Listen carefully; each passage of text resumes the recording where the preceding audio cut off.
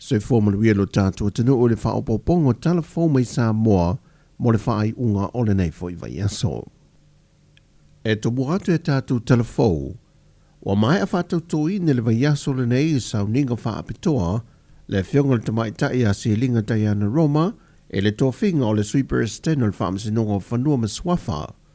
O le whionga a si linga, o se udua i tamai tai le wa tūlai mai e tau awe le tōwhinga o le sweeper estene, o le whaamasinonga o whanua maswafa, mai o se tamai tai wa whaamawina lo le swafa le tala whaasolopito, o le whaamasinonga le atano.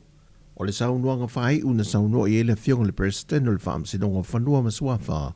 le whionga le sātele rampi wa ai, na ia toe whaai loa ianga waa mata i alo whiliwhilinga o whaamasino,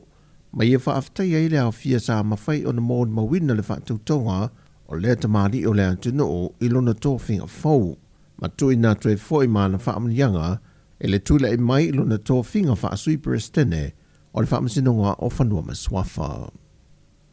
E le i tāmpunia le mata opo o le suesuenga e whaasanga i le maliwa se aloa o ngā le universite tu au malatino. Le e o mai le sope anu whaamaunia mai a sui kumsino mtanga luenga o leo leo. E le i mautu lava po ai tonu le na maliwa i le alo le atano. Pau le tūlanga o whaamautu mai le ataua. O leo leo umasa i le suesuenga mua le mata opo lava le nei. Wa whaase ato e se ai wasuia atu isi malu le malo, e la tau te toi au ili na suesuenga o le lava mata opo. Na whaamautu mai fwoi le ataua, e le ia o mai le atu no u leo e to lima suesue mai New Zealand le whaapea wei whanua. Ai pau le tūlanga mauti noa e mua mai le taitai o le to lima, o na whaasolo mai leo i la tau i teimi o suesuenga, sa ia o atu ile masina o November o le tausanga le nei. Mai lava le matanga luenga o leo, wa te ena le sui komsino le matanga luenga o leo le ia tau o Samuel wa whamasanga, reporting whaamtalanga o lo whaasala lau soro i lunga o pengta whaelangi, e whaapeo a wivo le tangata lena moa mai lalo nea, o a wivi se pangta wa silia i leono tausanga o sa ilia o Pati John Ni. Na whaeloe le ia taua, wa mahe o na whasiringia uma ainga e lata le no whanga na maua ia a wivi, ma o lātou whaeloane e le ai nisi o lātou ai ngolo tau sa ilia. Na paule tūlanga o whaamaonia i suesuenga o le awivi o se ali. Ai o whina ngalo na whaalia nisi o tangata e masalo mi ai o le ali i pāngota, o na taru mai o na sola i tua mai le whanpui le tausanga e luafes fulmariva, e o mai lava le so e le i maua lava se whaamtalanga po ni whaamaunga pe masalo mi foi, na toe wa aia i se no whanga po o le atunu, pe mo foi se wha maumonga ua sola i atano i whafo. Ai o le la sola anga i lea tausanga ma se tase o pangtai a anseko vai lei, na toi pue i leo lea li ima toi whafo i le whanpui, ai e le i toi mawai lava Pati Jang ni e o mai i le so. Mai o le tase leo mata opun wha i loe li i antaua o lo te tala peo na whila, mo ni wha amtalanga e tu i natu e le atano, e veso ta i lea li i pangta o lo sa i lia pea. Wa whata oto le vai mamao le ofisa le vai tau le atano. E toi fausia se isi o na ofisa mautu, e se no whanga saonga le mue wha wawi nai pea i alana tautua ma le o nanga le atano. I teime tūla i mai ai wha lave wha le natura, a ia malu pui a foi ma le soi fua tangata whainga wenga. O le fōwhanga a le ofisa le vai tau i pea na wha i loa o lo lato ofisa sili, le ala sa le North Francis Brown Rupiana, wa maea o nā sia le asia singa a sui o le kāpeneta le no whanga i whale lau niu. Le ua fuafua o le awhau sia lo na ofisa au tū. Ma o le nei ofisa tutonu o le a fia ai, ma le ofisa tutonu o tūlanga tau mafui, ma tai tuwina wa afianga tau mafui. Ia le ngatai Sāmoan nei, ia o le tūlanga il Pasifika lalangi atoa. Po le tatou Seismic Operation Center. O le tatou Seismic Operation Center pe walua le toru tausanga. Ia o fuafua. Ia lea la wa e fo isa finangalo le tatou malo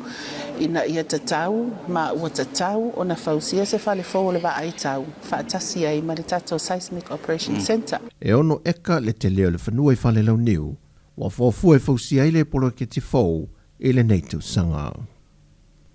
Ua vaelua ina tu ngā fautasi mo le whaamana tuina o le atoanga le ono se fuma le whātu sanga o le tutu tasi o le tātou o tanu, ire nei fo i tau sanga. Na whae loe sui o le komiti o le tāpenanga o le sisinga fua, o le tu ngā fautasi mo mua, e 5 vaa o le atau vai o le 2 mai Amerika Sāmoa, ma le 3 mai lo tātou o tanu, e whaongai nai fo e sipuni, ma le tu ungalona lua e whaongai nai fo e la au. E le vaiaso o tō naina mai moina e laulangi lunga o pengta wha i langi, le maua e o le tūlanga wo o ieitu ngā fautasi ma fausanga o vaa whaona pōne i le motu i sasae, pei tai wa wha e loe niso kapteni o vaa i Samoa, e le o alo tamala fo i la tauta penanga, ma e le o tūma mai na fo i le tau vaa whaatasi ai, ma ia fausanga fau o fautasi, ma i o tātou uso tua o i Amerika Samoa. O le vaenga o le tiute whapena fo i le matanga luenga o leo Samoa, ua whamani e ne le whainga pa anga ma au se tā lia nisi o Fesoa Swani Masini, e leo maua nisi o atunu o le Pasifika leo o taunu mai i Samoa. E Fesoa Swani ai I tiute tau awea ia matanga luenga, e le sa iria leo whala au whaasa aina e wha o whibai lea atunu, I so se awala ese. O Masini nepi o na wha ai loa e le komsina o le malo o Australia I Samoa, e mauaiso o se vaila au, o se tau mafa, o ni wha mamoli, e o lava I la au tuto, ma so o se vaenga ina nai e se tangata fuala au wha sa aina. Mai o ni Masini fo e mawhai o na wha awea il matanga ruenga o leo, e so o se vaenga o lea tunu o e whai aini suenga. E pe o na sila fia sa e fo I le Fesoa Swani le malo Australia, e ala le I me poe ata wa wha pipi ina I le tala whata I pia o atu I vaitele, wa mawhai o na tulilo ina ma poe na I ato I la tau e solia le tu la fono, ma wa tofa I na I aso iwa, e whaatino ia o onga I la tau mai au se tālia I le poto wha apitoa, e le pui ngau lenga tua oi whe malanga inga I te tonu au se tālia,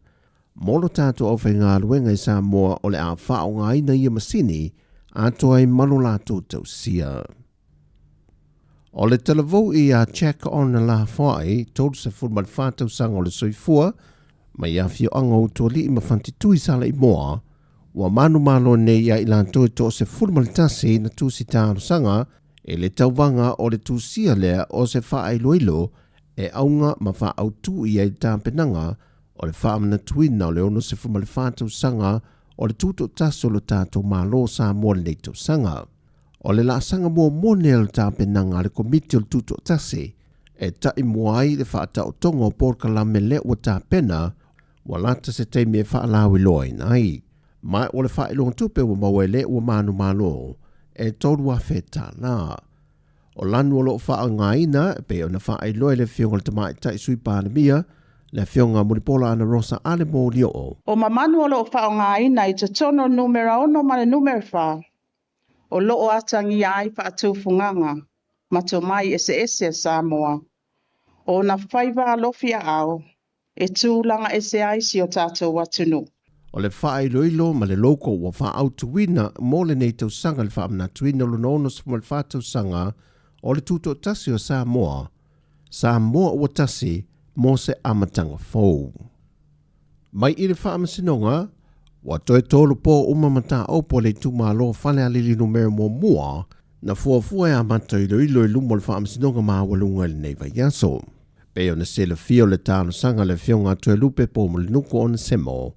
e whaasanga le wha ai unga le whaamsinonga tu ina mai mo mua, e wha le au ngai na ilona na fo le pāne mene. O le isi mata opu o le tu inatu leo se fautuanga mai le loia sili, ona o le leo sita I o le polo inga le whaamsinonga, I mōri mauia sa ilia e tūla I lumo le whaamasinonga. Pei tai wa toi tolu po atu le whaamasinonga I le ilo ina ia mata opo I le aso mua le masina o me.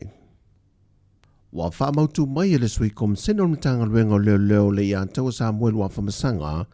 wa whaase e atu I le whailo su enga mo le lua se furuati na e au tūla I le vanga whaupufai le JPP le foe, e le ofiso le loia sili mo sa lātou whautuanga. Pei tai le mai ai o su enga sa whaatino, e le vanga whaupufai le whaatua tue le tua sa mō tasi na watu la I le foe lua fe lua sifuma tasi.